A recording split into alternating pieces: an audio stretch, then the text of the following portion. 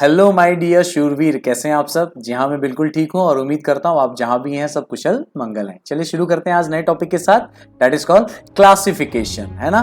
तो क्लासिफिकेशन को समझने के लिए उसका कंसेप्ट समझना बहुत जरूरी है। तो चलिए आगे बढ़ते हैं।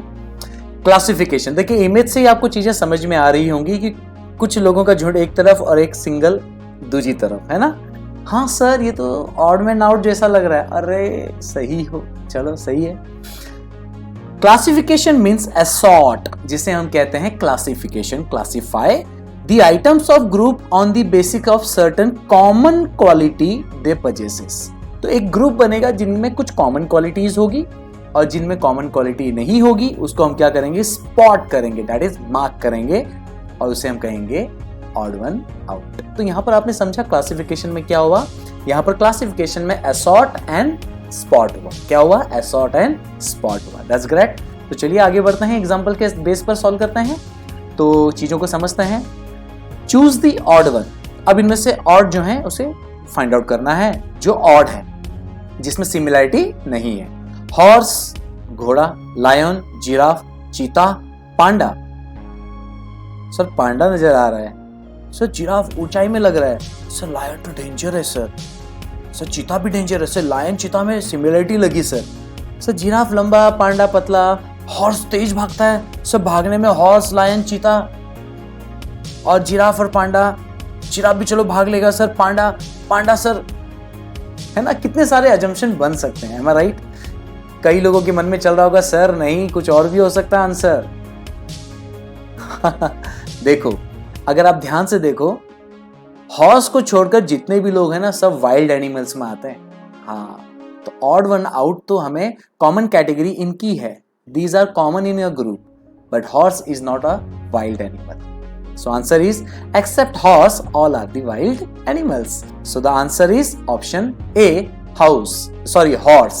Sorry, is that clear? चलो नेक्स्ट लेवल पे बढ़ते हैं। Choose the odd one.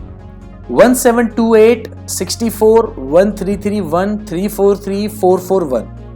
अब ये तो नंबर वाला खेल हो गया। अब इसमें या तो ये स्क्वायर होगा, क्यूब एंड ऑल होगा, यही सब हो सकता है ना।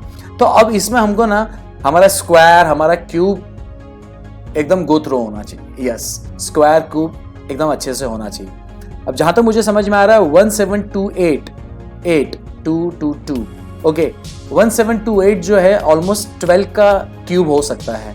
64 इज अ 4 का क्यूब, 1331 इज 11 का क्यूब, 343 7 का क्यूब हो सकता है, and 441 is I don't think ये किसी का क्यूब होगा, ऑफ कोर्स नहीं है। तो ये तो आसान हो गया, except 441 all are perfect cubes. Oh 12 4 11 7 का cube, that's great. So option E is 441 will be the odd one out. Is that clear? Easy है, तो बहुत अच्छी बात है, easy है। तो हम आगे बढ़ते हैं। अब हमारा नेक्स्ट लेवल है choose the odd one. Iron, mercury, copper, zinc, aluminium, ये सब क्या है? मेटल्स हैं, धातु है।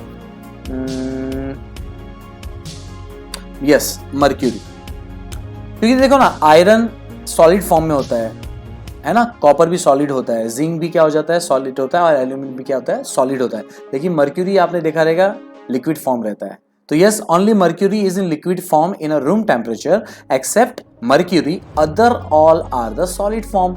तो देखो, मर्क्यूरी को छोड़कर बाकी सब कौन से कॉमन ग्रुप में आ गए? सॉलिड के। तो ऑड वन आउट में कौन निकलेगा? Mercury, that is option B.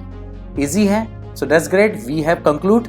So important facts, ये बहुत इंपॉर्टेंट होता है चीजों को समझने के लिए। तो जितनी भी अभी हमने गाथा पढ़ी उसका सिंपल फंडा ये है कि असॉर्टेड, स्पॉटेड। तो असॉर्टेड क्या होता है? कॉमन क्वालिटी आइटम्स को हमने असॉर्ट कर दिया, क्लासिफाई कर दिया, और स्पॉट किसको कर दिया, मार्क किसको कर दिया? ऑड वन आउट को। और इसमें क्वेश्चंस कैसे होते हैं ये अब आपको समझ में आ गया है। आपको 5 आइटम दिए जाएंगे, उनमें से 4 जो है किसी ना किसी कारण से कोई रिलेशन की वजह से क्या होगा? सिमिलर होगा, और जो 5th वन होगा वो क्या होगा? डिफरेंट होगा।